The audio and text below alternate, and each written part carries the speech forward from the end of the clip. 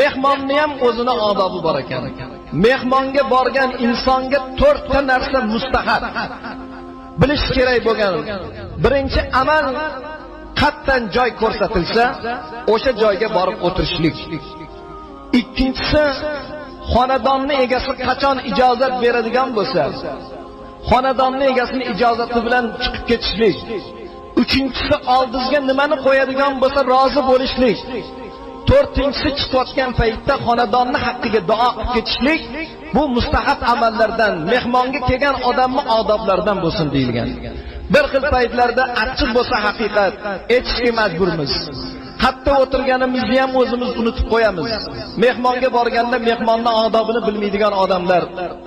Bir insonni xonadoniga borganimizdan keyin o'zini sharoitidan kelib chiqib dasturxon yozgan, odamlarning hisobiga qarab, moddiy jihatdan dasturxon yozgan odamlar bo'ladi.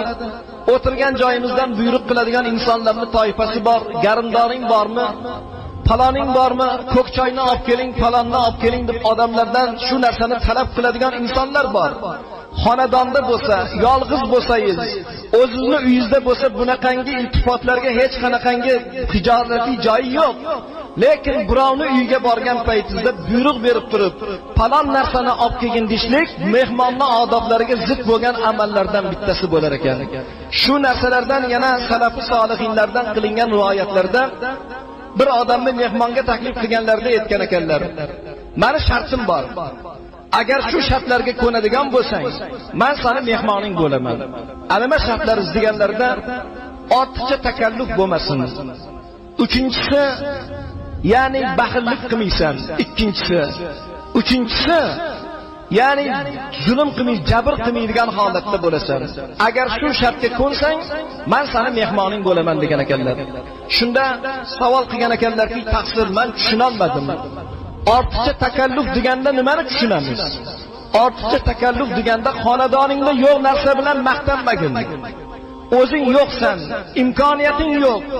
Yo'q bo'lsa ham bor deb odamlarning oldida quruq va'da berib dasturxonga taklif qilmagin. Bu ortiqcha takalluf bo'ladi.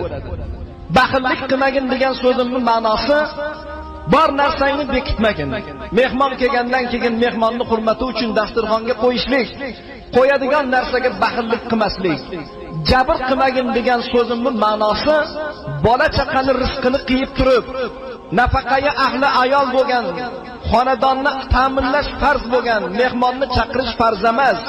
Lekin xonadonga jabr yetkazib, xonadonni qiynab turib dasturxon yozmaslik, odamlarni chaqirganda xonadonni rizqidan, bola chaqani nasibasidan qiyib turib dasturxon yozmasdan, jabr qilmasdan mehmonni kutishlik, bu jabr qilmaslik degan ma'noni beradi.